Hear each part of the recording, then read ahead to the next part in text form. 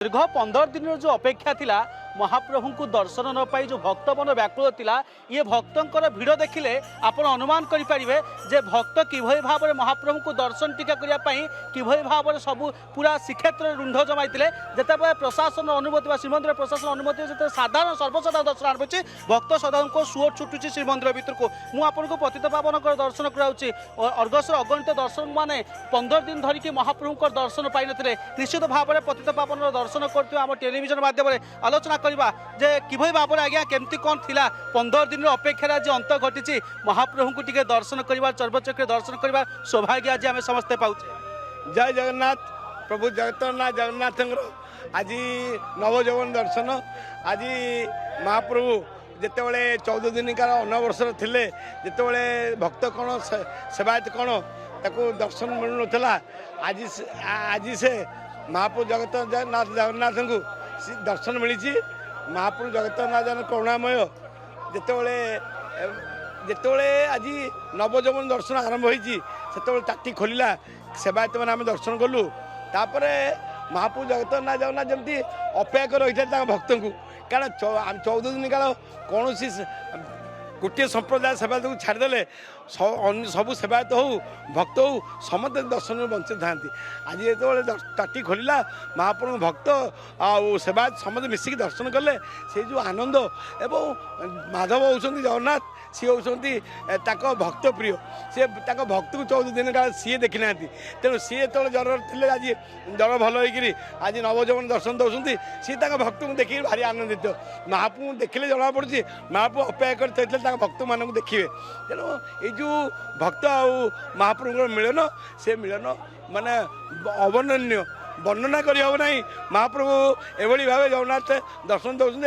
नवजौवन बसुँच केमती पुणी 2 दिन पर बाहर बड़दाण्ड को सजबाज हो प्रभु ताको लक्ष लक्ष दर्शन करेंगे कोटि कोटि जनता ताको सी जगन्नाथ अपेक्षा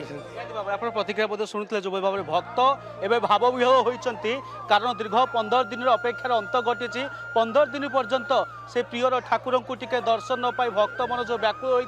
होता आज तक प्रभु जगन्नाथ को बड़ ठाकुर बलभद्र को देवी सुभद्रा को दर्शन करेंगे निश्चित भाव में नवजौवन दर्शन भक्त मान करके कृतार्थ होती आशीर्वाद नौकरी निश्चित भाव में आपन को पतित पावन दर्शन कराऊँच जे किभई भक्तर भिड़ आप देखुं श्रीक्षेत्र में भक्त रुंढ आप देखुं भक्त मैंने भावविहल भक्त मैंने निश्चित भाव में आनंदित होती प्रभु महाप्रभु को दर्शन करके ये हूँ श्रीमंदिर सम्मुखर भिड़ आप देखुं भक्त मान भितर किभई भाव में उत्साह रही भक्त मान भितर किभई भाव में उद्दीपना रही है प्रभु को टिके दर्शन न पाई किभई भाव में 15 दिन केते कष्ट रही भक्त श्रद्धालु मैंने निश्चित भाव में आम प्रतिक्रिया नवा जो भाव में भक्त श्रद्धालु मानकर आज्ञा महाप्रभुंर आज दर्शन पाइले जे तब नवजौवन दर्शन करके आपड़ केते आनंदित वास्तव में आ प्रभु को हाथ में आप धरी आम घर दियो आज्ञा मु प्रति वर्ष आम घर दियो मु प्रति वर्ष आणिक महाप्रभु को लगे नहीं लेकिन जाऊँगी घर को नवजौवन दर्शन आप मंदिर आज्ञा दर्शन करके आइले बढ़िया दर्शन आज्ञा मनानंद दर्शन बहुत बढ़िया भाव में आप दृश्य देखुं मु पुनर्बार से दृश्य देखाइबी जे महाप्रभुंर दर्शन कराइबी जे किभई भाव में आज नवजौवन दर्शन देउछंती महाप्रभु आसंता काली दर्शन संपूर्ण बंद रही कारण बहुल नीतिकांति रही जेहेतु एवं मझीर गोटे दिन अर्थात आसंता काली एतबे अनेक नीतिकांति संपन्न करेंगे एवं नीतिकांति संपन्न होगा पर भक्त मैंने भावविहल हो पड़ते आज्ञा आज 15 दिन अपेक्षार अंत घटिला समस्त मन में से उत्साह था जे महाप्रभु के दर्शन मिल आज दर्शन मिले निहाती भाव में आज्ञा से कथा मुझे कहूली भाई को आज जो 15 दिन पर जो अणसर घर भितर महाप्रभु थिले ता भितर आज जो सुस्थ ही वातावरण आज सारा समाज सारा संसार आज एक हो जाती महाप्रभु ये दर्शन ये हूँ दुर्लभ दर्शन आज्ञा ये हूँ नवजौवन दर्शन ये समय को समस्त भक्त देखु